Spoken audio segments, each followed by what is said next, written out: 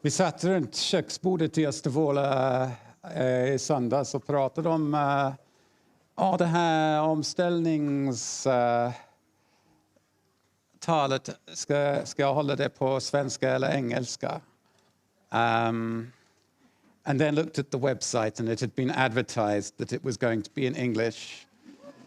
So I thought that there might be some people who were expecting to be able to understand it without understanding Swedish.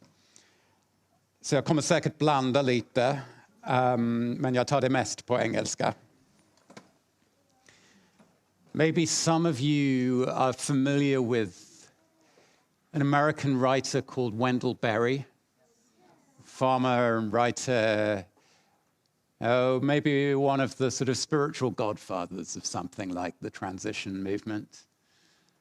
And he has a poem where he says something along the lines of,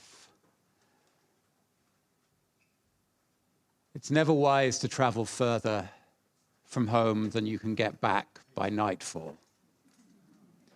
So thank you for bringing the Omställningsforum close enough to Östervåla that I can keep Wendell's principle and get home by nightfall. I first met that poem in a book by Lee Hoynaski, who was the oldest friend of Ivan Illich. Illich, another kind of spiritual godfather of transition, certainly one of my spiritual godfathers, one of my elders. And Lee Hoynaski is farming somewhere in the US. I don't remember which state he's living in at that time in his life. And he gets an invitation from his old friend Illich to come down to Mexico and help him work on a book. And decades earlier, Hoynaski and Illich used to travel around the world. For a few years in the 70s, Illich was on this kind of endless world tour, speaking about the things that he'd been writing about in Deschooling Society and Tools for Conviviality and Medical Nemesis and these other very important books, Energy and Equity. But by the time this invitation comes, Hoynaski says he's found it more and more unbearable to be in the space of an airport. He's not even talking about the implications in carbon emissions. He's just talking about what that kind of space feels like, what it does to you, what it means, the rituals that you have to pass through in order to be granted access to that space, the knowledge that there are other people who, because they don't have the same little booklet in their pocket, wouldn't be allowed through those same rituals and across the same borders that you're about to be swept across at great speed. So Hoynaski is wondering whether he can say yes to this invitation from Illich, his old friend. And he's thinking about that poem from Wendell Berry. And he thinks, is there any reason that overrides that principle of don't travel further than you can get back by nightfall? And he says, there's one, and it's friendship. Friendship is the only reason good enough to travel further than you can get back by nightfall. And so he gets on one of the long-distance buses that goes from the part of the US where he's living and farming down to Mexico, where nearly everybody else on the bus are migrant workers who come from villages in Mexico to work on farms in the US, and makes the journey to go and see his old friend and work together on the book. That came to mind as I was stepping onto the stage just now. Partly because I can see friends here in the audience. And, faces that I recognize from other places where we've been gathered together. It's good to gather like this.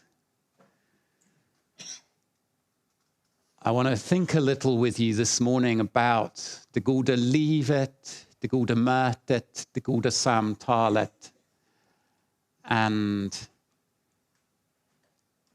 I was remembering another book from the 1970s. One or two people here might remember a book by a man called Eric Byrne called What Do You Say After You Say Hello?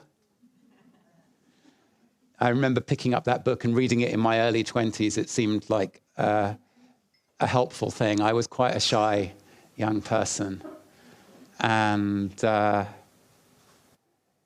he has 2 pages at the end where he says, oh, if you picked up this book actually expecting an answer to the question, what do you say after you say hello? Here are some suggestions, having had 400 pages of very interesting, quite high-level psychological transactional analysis theory. But I was thinking about that. What do you say after you say hello? I was thinking about how good it is to be in these kinds of gatherings and how we also need other kinds of encounters, other kinds of meetings. Let's just try some hands up. Anybody here who was at the European Eco-Village gathering in Ängsbacka there we go. I thought I saw a few faces I recognized from there in August. Anybody here who's ever been at a climate existence conference in Sigtuna? A few of us. Anybody here who was at the premiere of Avtryck in Stockholm that Pelle and I and a few other people here were speaking at last autumn? Anyone here who's seen Avtryck at a screening or just on your computer at home? Yeah. I remember having a wonderful evening at the screening of Avtryck and coming home and thinking about it. And I've had this conversation with Matthias, who made the film, who's a good friend. And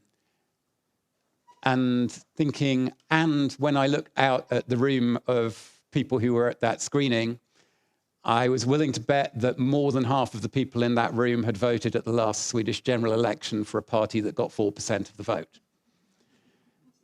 And it is important to me in the work that I'm doing and the work that Anna and I and Alfie, who is there at the book table over there, it's important not to spend too much of our time in those rooms, because this society needs more from us than that. We do get nourishment from coming together in rooms where we don't have to explain ourselves from scratch, where there are things that we can assume that we have in common. It's important to get the nourishment of that, but it's also, I think, important that our work takes us beyond the comfort zone of those spaces.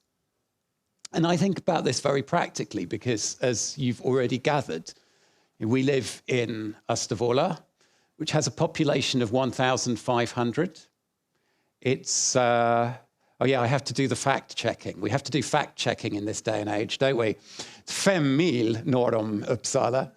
And also, just before the rumor spreads, I wasn't constantly ledare at Riksteatern. I was constantly utvecklingsledare, which is a job that didn't exist before I came there and doesn't exist now. And I think was created by Måns Lagerlöf when he was teaterchef and constantly ledare, because he wanted a way to bring me into the heart of his team for a while and help bring the conversations and the questions I'd been writing about and speaking about and working with into the work of Riksteatern.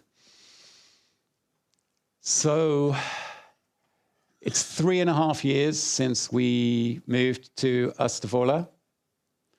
We live in or above the old shoe shop. Might be 1 or 2 people here who know Östervåla as Skollundqvists, the old shoe shop that was built in 1911 and had been in the same family for 3 generations until it shut down in 2015. And in 2020, we bought it from Ulf, who was the grandson of the original shoemaker who had it built in 1911. And when you come into a place the size of Östervåla and you take on a property that anyone who grew up there has been inside because they were taken there by their parents to buy shoes when they were little, it's like you're grafting yourself onto an old tree. There's some responsibility involved in that. That's not necessarily how people always do it, but for us, certainly it feels that way. 3.5 years in, it feels like we are still in the slow journey of arriving. It takes time to arrive in a small place, doesn't it? Some of you come from places that size, you know what I'm talking about. Some of you have been through the experience of moving to somewhere that size, having come from somewhere very different. So you know what I'm talking about.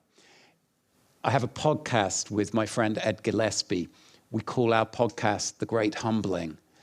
That has felt like a very appropriate title under which to be working in these 3.5 years of arriving in a place the size of Uppsala. How do you arrive? How do you show up? How do you become part of a place? The first way, and this is part of what's very helpfully humbling for me about us living in Uppsala, the first way that we began to become part of the place was through Alfie, who was... How old were you, Alfie, when we moved to Uppsala? 5. Yeah, so you were in the last year of dagis, and it was 2021, so we were in the middle of the pandemic. So the contact ytor were kind of limited socially anyway by the pandemic. So how do you start to meet people? You meet other parents who have kids the same age. I always say when I get to go off to different countries on tour and sit in front of rooms of people and speak, it's very good for me that I go home to a place where my primary identity is Alfie's pappa. Like that was the first way that anyone knew me in the place where we live. That's very grounding, that's very healthy. People in other countries who know about my work and know that I've worked a lot with the friends of Illich, who wrote Deschooling Society, they say, so we know you have a kid, so are you, what kind of decisions are you making? You have this school called home, are you homeschooling? The first thing I have to explain to them, which takes them by surprise, is that homeschooling is illegal in Sweden. Isn't it interesting? People have this picture of Sweden as having been this kind of shining light of progressive,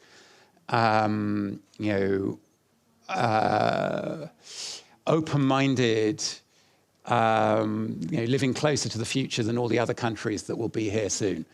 And particularly progressive folks in different parts of the world, and it shocks them when you tell them that homeschooling is illegal in Sweden. You have to explain that part of what the social democratic modernist mindset of Sweden meant is that it is culturally and socially unimaginable in Sweden that a parent could do a better job than an accredited teacher of taking responsibility for the things that a child and a young person needs to learn on their journey into society, into life. But the truth of it is, even if we had the option of homeschooling, is that really what we would do? You arrive in a new place with a population of 1,500, and your first choice is your child's going to be primarily within the home, learning with you. It would feel to me like building a 7-meter wall around the edges of our property, closing ourselves off from the community that we're in the journey of arriving into. So then instead, we have in Uppsala a school that goes from förskola through to 9.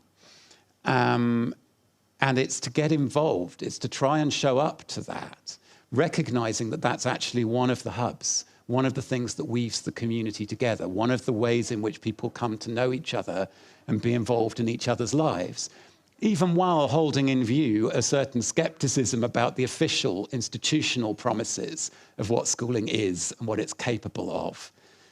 And then maybe you try and make friends with the teachers, having an appreciation for the gap between the story of what schools are meant to be capable of doing and the reality, which is that a primary function of schools in a modern society is to provide childcare so that both parents can go out to work. And anything else that happens is a bonus. It's like, we don't admit that, but that's the reality of how we ended up with modern schooling systems. And there are wonderful people who work in schools and who break open that formal structure and make something special happen in their classrooms. I'm sure that there are some of those people in this room right now. When I came to Sweden 12 years ago, within a year or so, I went into Svenska för invandrare, went into a classroom as a beginner in a new language that was not being taught in my home language, but being taught in Swedish, where most of my friends in class that I made were Syrian and had recently arrived, having made unimaginable journeys to escape from the war that was going on in their country. Part of what I experienced was, as a privileged white person with the right passport, there are not many experiences in adult life that take you back to the sheer vulnerability that children have in a classroom where there is an adult in charge of that classroom. And I got to experience at the age of 35 things that took me back to what it had been like to be 8 years old. Patterns that I recognized, except now I could make sense of them through the lens of having read What Do You Say After You Say Hello? And all of the other adult things that had equipped me to navigate the world. And what I experienced in the classrooms of SFE, first in Stockholm, and then in Västerås, where we lived for 8 years. It didn't take me 8 years to finish SFE, by the way. But I must have had 6 or 7 different teachers over that time. And I saw that there are 3 kinds of teacher. And I remembered having had these kinds of teacher when I was 8 years old or younger or older. So there are a few teachers who, unfortunately, something has happened to them in their lives that means that they need to abuse the power that the structure of the education system gives them. And I saw that being done to refugees who were very vulnerable to whether or not this teacher signed off the piece of paper that said that they had showed up to their sessions that week.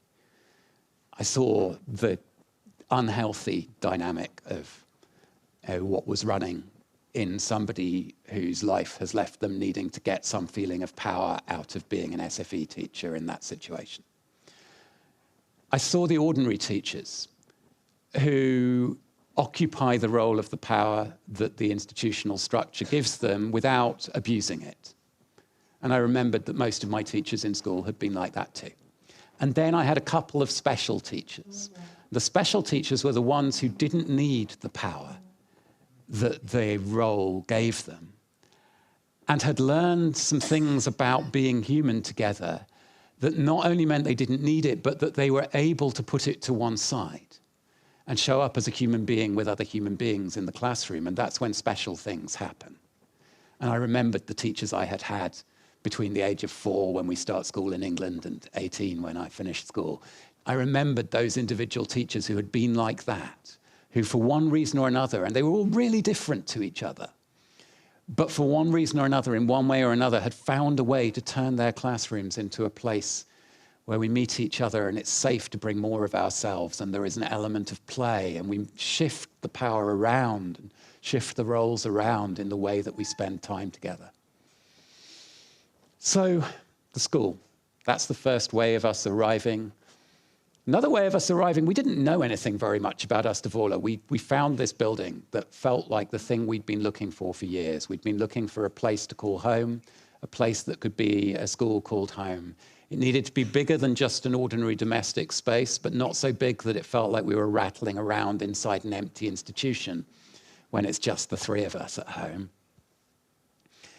And we found this shoe shop and the flat above it and the red barn in the garden, and this was right. Just we knew it. We found it on a Friday, and by the Monday night, we'd had an offer accepted on it. And then we arrive and we start to discover all these strange things about Uppsala. Maybe some of you know this. For a good number of years, from let's say the early 60s through to the beginning of the 90s, when some of the biggest musical acts in the world came to Sweden, they would play in 3 places. They'd play in the theme park in Gothenburg, they'd play in the theme park in Stockholm, Gröna Lund, and they'd play at Skogsvallen, Uppsala, population 1,500.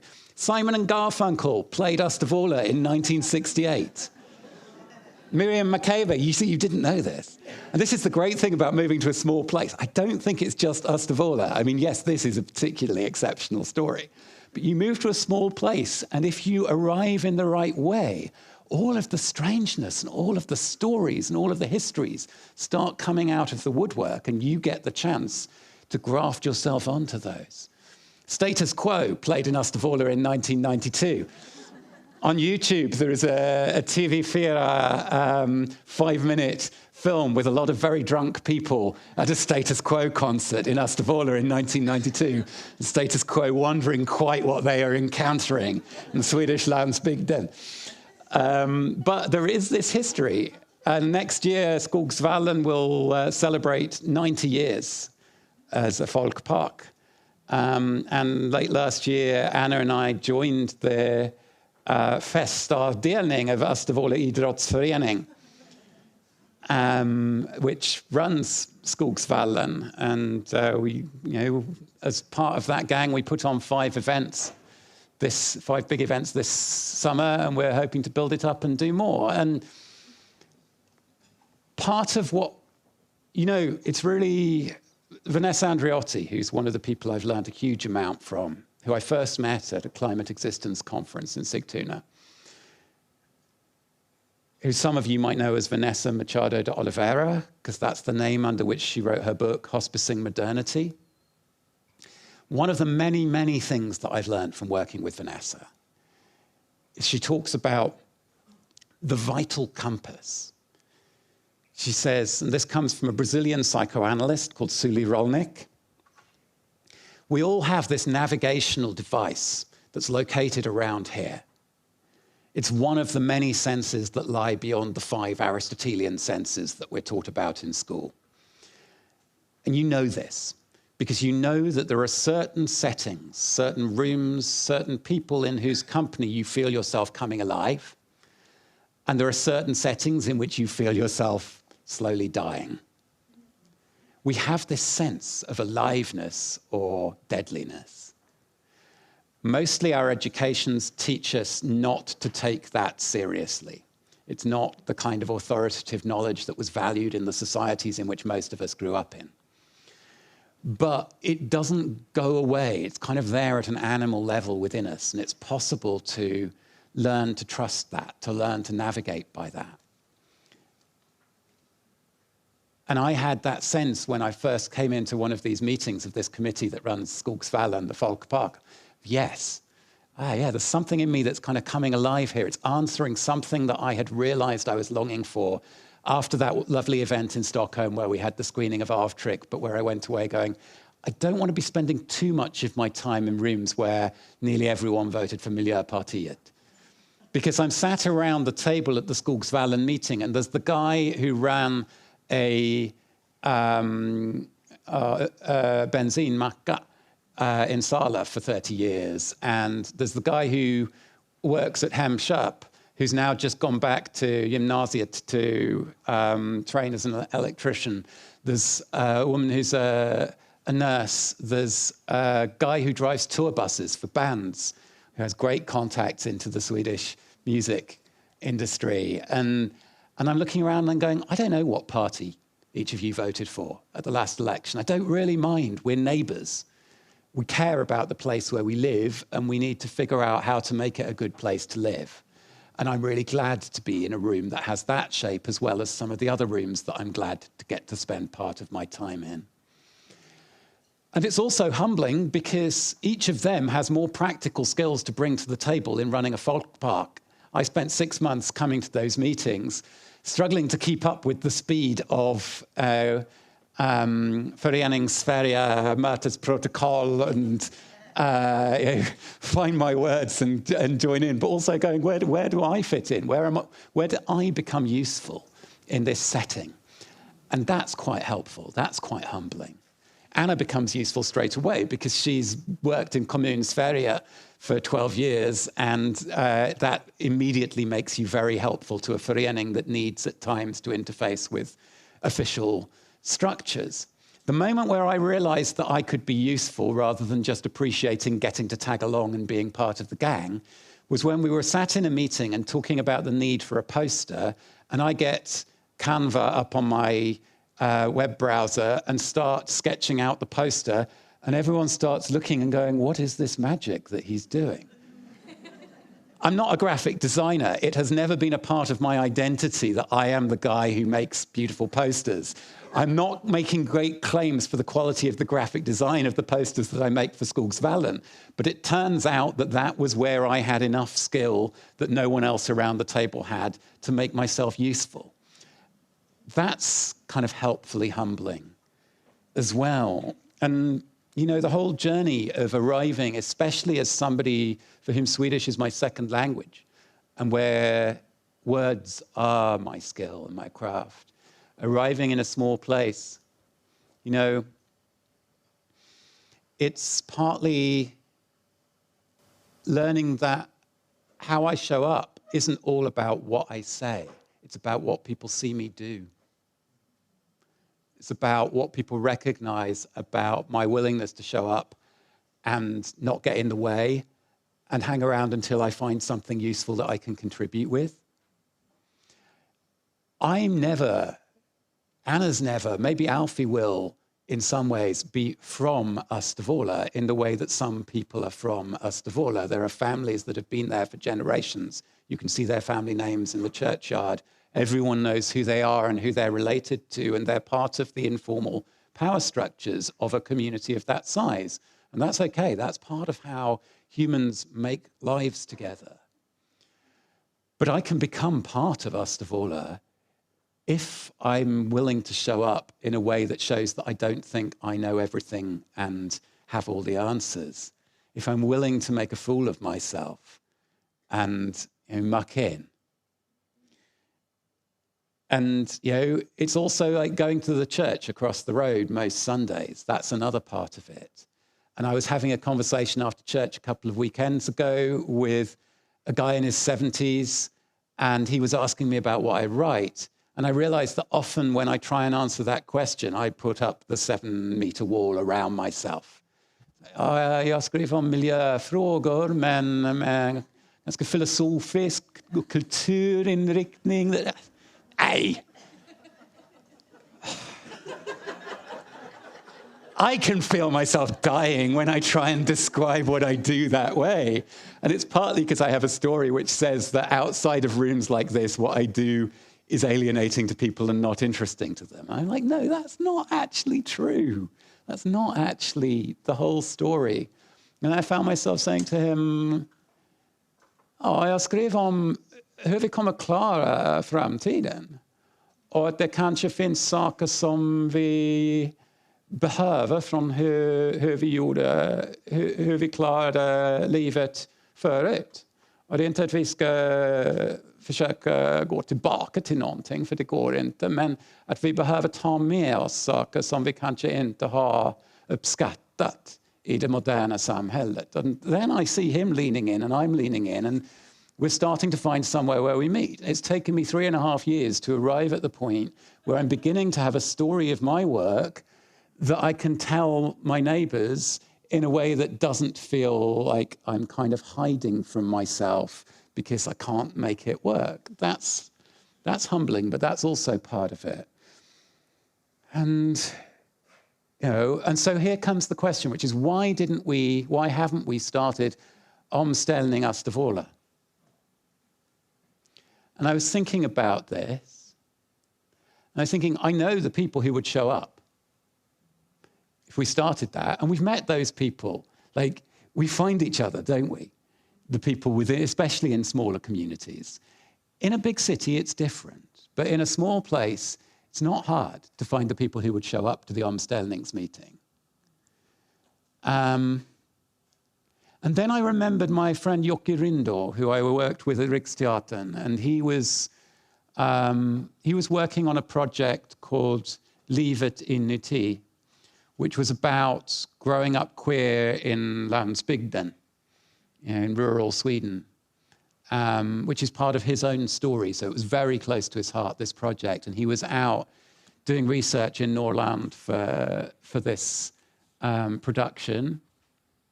And he told me a story. He said, he was going around and talking to people and going, so who should I meet? Whose stories could help us tell this story?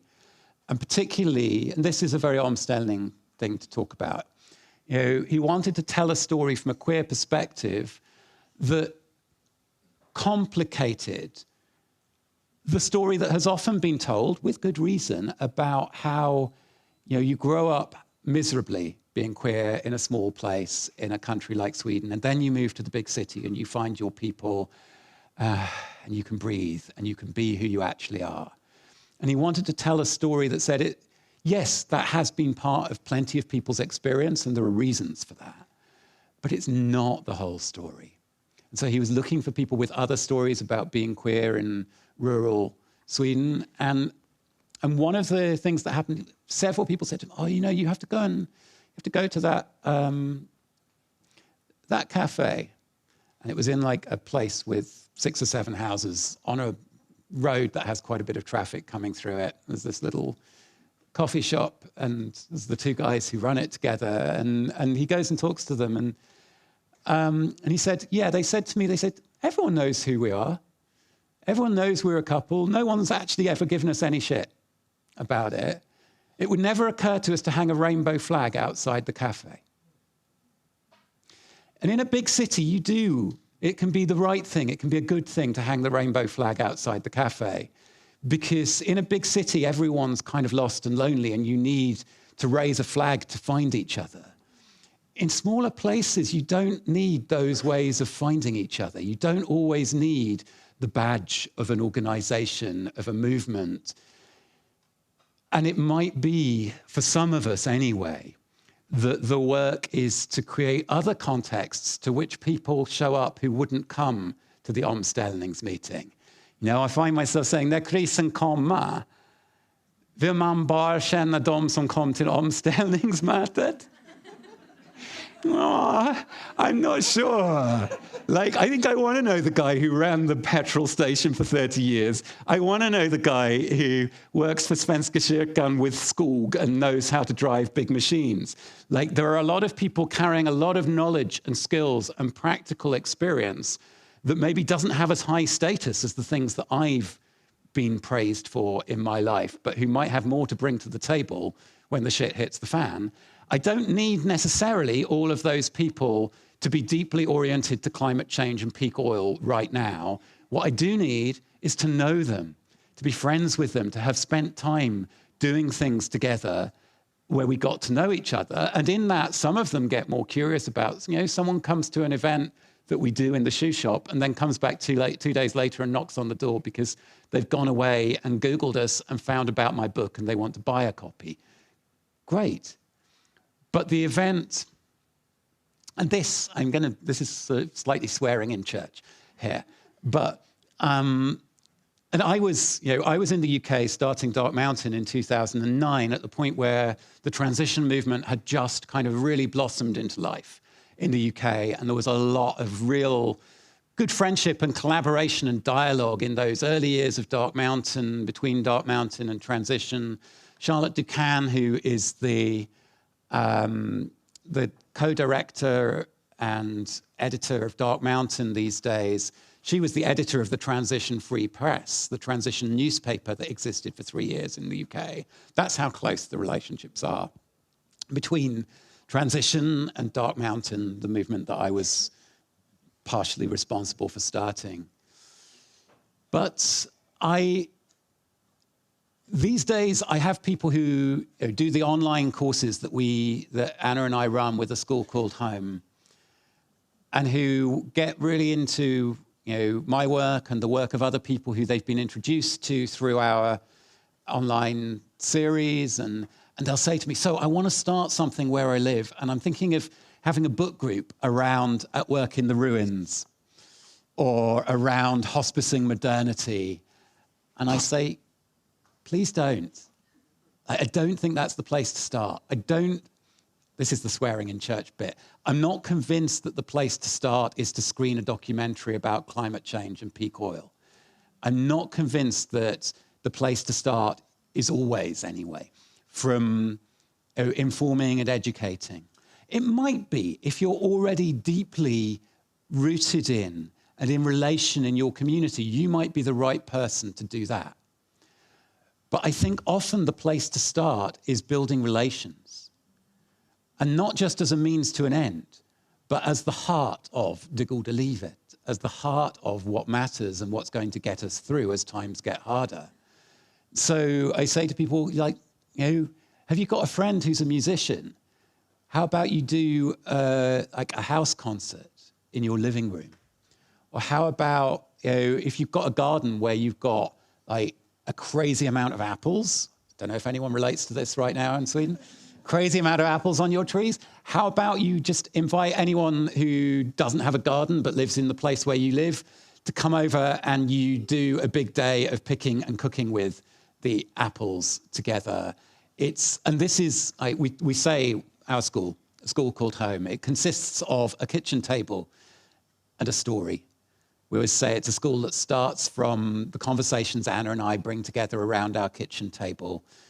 And whatever else it is, it spreads out from and returns to that scale, that intimacy, that centering of hospitality and conviviality. And one of the things that's happened since 2020 is that it has spread and come to life online and very internationally. And there are probably some people in this room, but there are people all over the world who've taken part in these online series that we do twice a year, where we gather people for 5 weeks, once a week, around these kinds of questions. But one of the things I've seen in those series is that people usually arrive as individuals who've been drawn to my work. Maybe they've watched a video, they've seen me do a talk, they've read the book or whatever. Over the weeks, they realize that that's less interesting than the other people who've shown up. So I'm just acting as the excuse. Our dear friend, the artist Caroline Ross, who's going to be doing some events with Ingrid Riese and Isak Stoddard near Uppsala soon. Caroline taught Anna and me a phrase from her Tai Chi tradition. She says, in our tradition, we talk about using the false to cultivate the real. Using the false, den falska, to cultivate the real, det verkliga.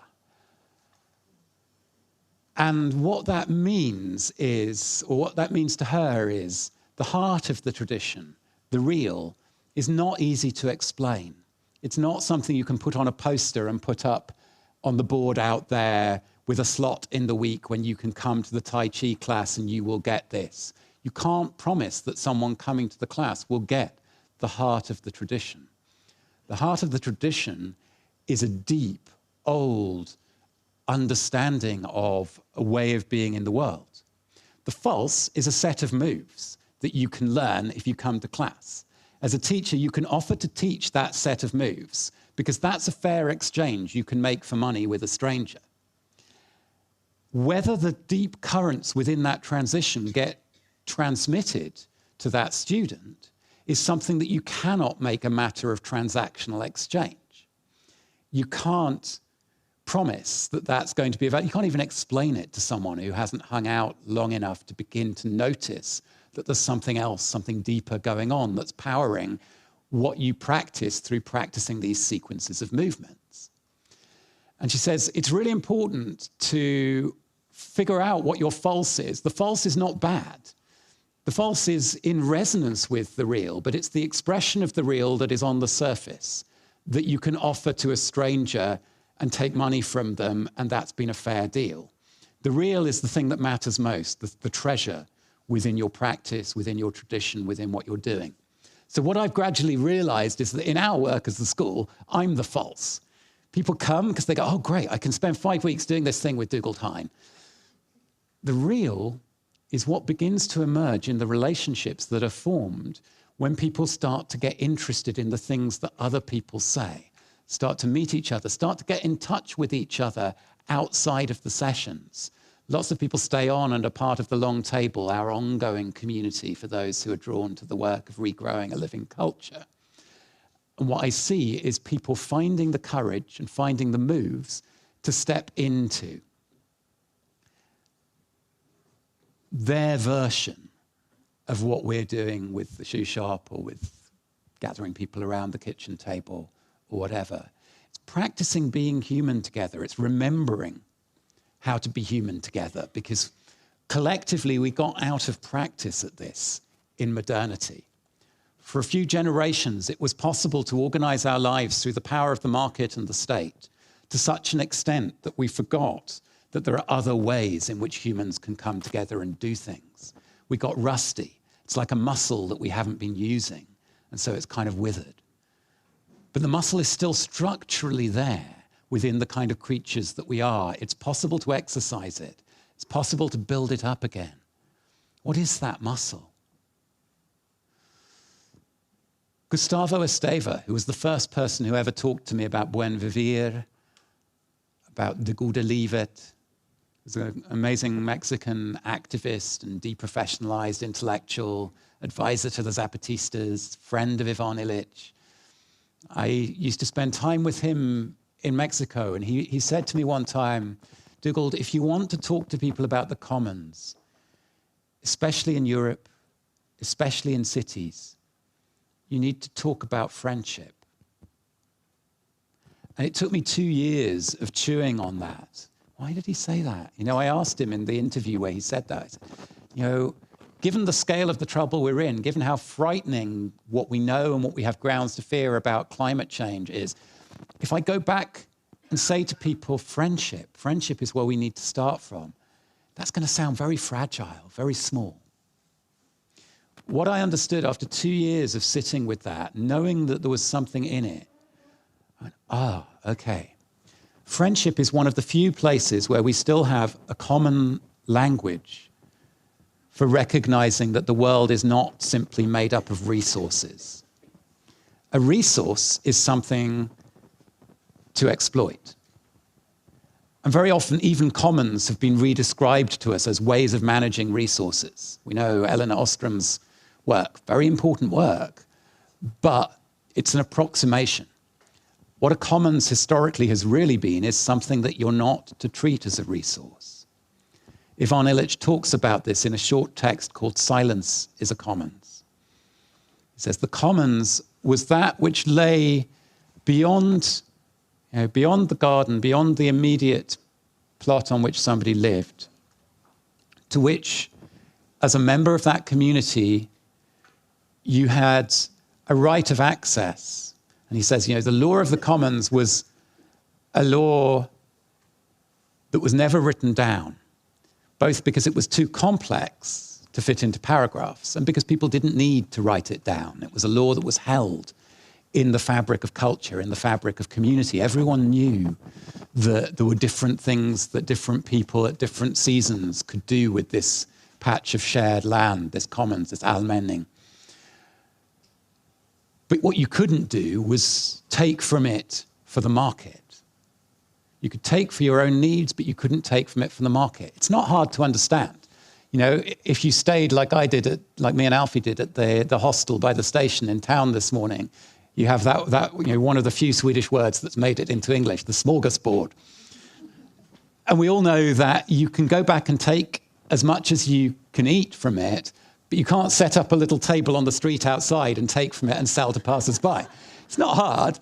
Like, this logic is very, very intuitive, but it has been erased by the market and the state, and by the interests that are served by the market and the state from our culture, to the point where you have to try and explain it with theory in ways that, you're probably not going to get very far if you try and sit down and have that conversation with your neighbors. But friendship, when it comes to friendship, we still have a language for talking about this. If somebody who I thought was a friend treats me as a resource, I say, I feel used, and everybody knows what I mean. I don't have to explain it with theory and history and the rest of the stuff that I love talking about, but that isn't always helpful. And that's become really important to me, to look for those. They're called commonplaces, actually. There's an old language for this in English. A commonplace was something that you learned when you trained in rhetoric in the way that people used to in the Middle Ages. If you belonged to that minority of people who were having formal education in the world of the Middle Ages, then one of the things you studied was rhetoric, and one of the things you learned in rhetoric was topoi, places or commonplaces. The commonplaces are the things where someone who's not coming from the same frame of reference that you're coming from will recognize in their own experience something that you can talk about. So friendship as a way of talking about commons is an example of that. Looking for the commonplaces, the meeting points between our experience. And I think this is really important because I think we're headed into a time where the stuff that is carried in a movement like transition is ripe for a lot more people to need to know about. But we need to find ways of meeting people where they're coming from. We need to find the boundary objects and the commonplaces, the ways into conversations. You know, a few years ago, I felt like the language of transition had been totally co-opted. Mostly when I heard transition outside of a room like this, I was hearing it used to talk about the energy transition. It was basically the Tesla transition. We're going to swap out the fossil fuels for electricity. Mumble, mumble, the electricity is going to come from somewhere. Because electricity isn't a fuel. And it's all going to be fine. And I feel like even in Sweden today, we're crossing a threshold where it's becoming common sense to say, no, like, we were sold a pup. That's not true. That story isn't going to be realized. And when you see what's happening with Northvolt, part of what that means is that people who 3 or 5 years ago were completely sold on the promise of the Tesla transition are coming unsold from it. It's easier to have conversations about we're not going to be able to solve all of this with technology, clever hacks and fixes. The fact that Elon Musk has shown himself to be the kind of character that he is also part of why the promise of the Tesla transition has come unstuck.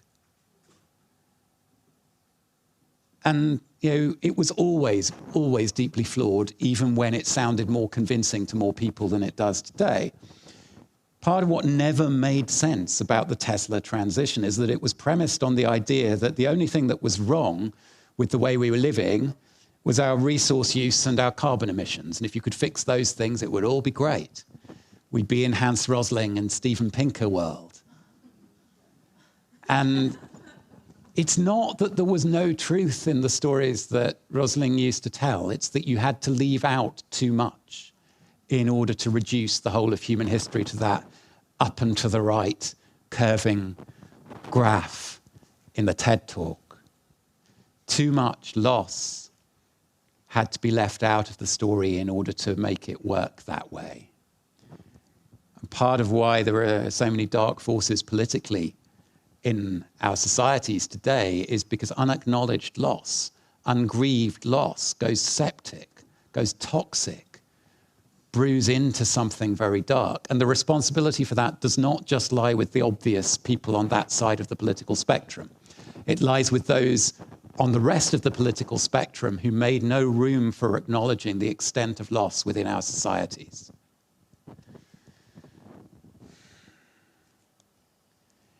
I find it very striking. I was thinking about this when I was traveling in the United States last month. I find it very striking how almost all of the great success stories of the 21st century so far in mainstream culture, the businesses that have been real breakthroughs, the innovations, are ways of numbing ourselves. Whether it's Netflix or opioids, the legalization of cannabis, ketamine. It's astonishing how many of the trends of the early 21st century are ways for people to numb themselves.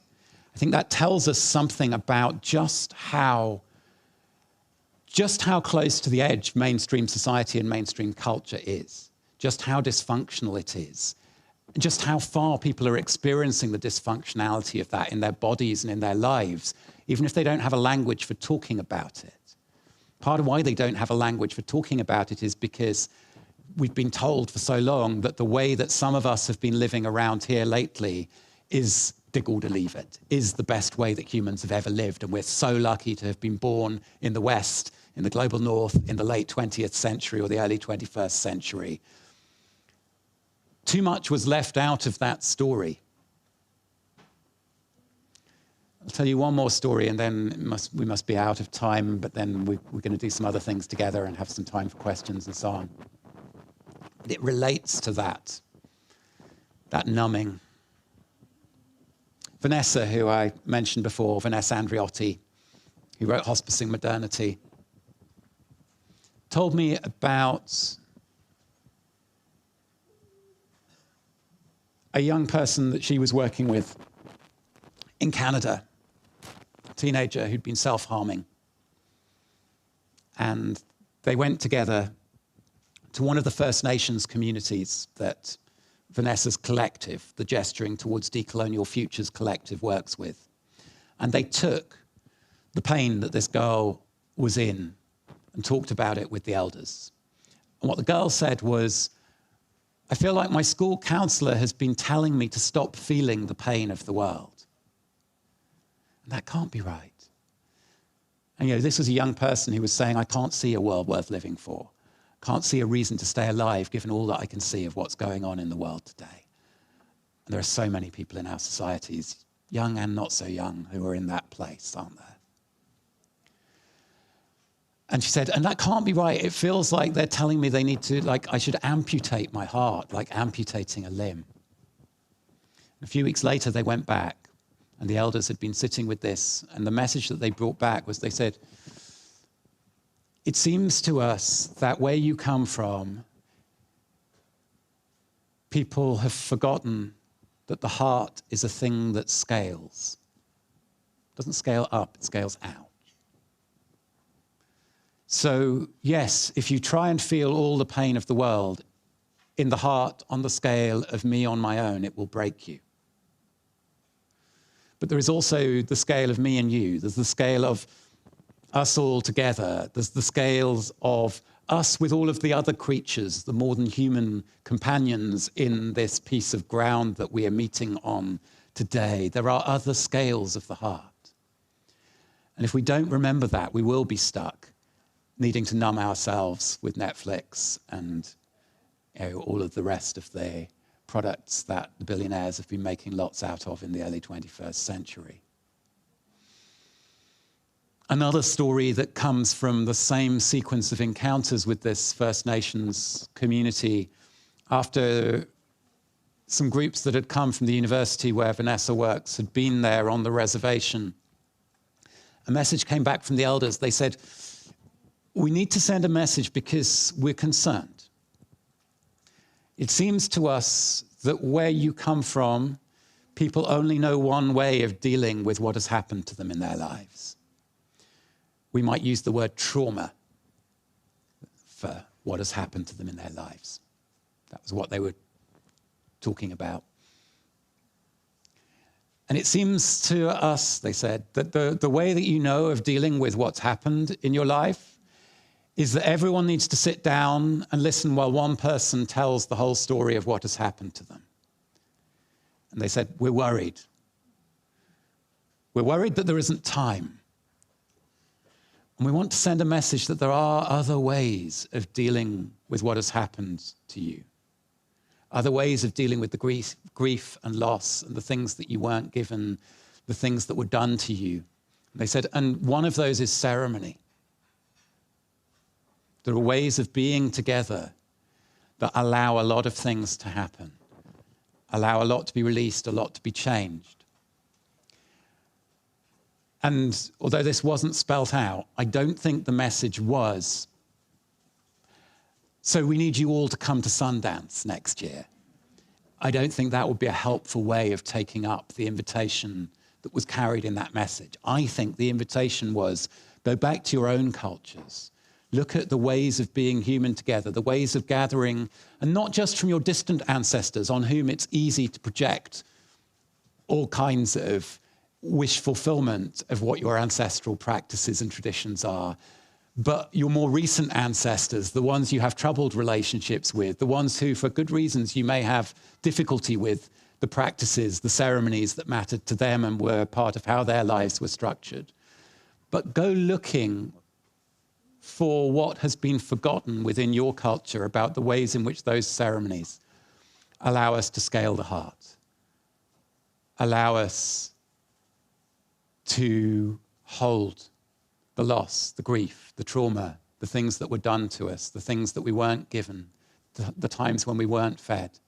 You know, that saying, if you haven't been fed, become bread. The invitation at the heart of the work we're doing with the school is into ways of showing up where you find yourself, where it might just be possible that you can turn your life into a gift. You can make a gift even out of the bad things that happen to you, even out of the loss and the grief. There are ways in which that can become part of what's needed, part of what's called for in the times around and ahead of us. And the Goede Liefde isn't all about the happy times. Sometimes what brings you together is the shit that happens in community. You know, the horrible things that people do are what call on you to show up, to notice how much you care about the people that you've been getting to know in the 3.5 years since you arrived in a small place, about the place itself, which includes the people who might be the ones who are causing that shit, but you still have to figure out how to live together, how to make lives together, how to make it a good place to live. There's so much that's held in spaces like this, in movements like transition, that is needed in our communities. Adam Wilson from the Peasantry School says he spent years visiting and studying intentional communities. And at a certain point, he had this image that came to him like a vision. He said, the intentional community is a community where we stand in a circle and we're all holding hands and looking inwards. But what's called for now might be that we drop our hands, turn 180 degrees, then take up the hands again, but this time we're facing outwards. And yes, the children might be inside that circle where we're facing outwards. The vulnerable might be inside that circle where we're facing outwards, but that's the challenge. That's the invitation for movements like Omställning today, is how do we face outwards? How do we find the courage to show up to the people who won't ever come to our meetings, not asking them to simply come and be informed by us or to make sense of everything that's going on in the world in the language that we might use in those meetings, but to find together new words, new language, new images by which we can make sense of what's called for by all of the loss that is running in the background of our societies.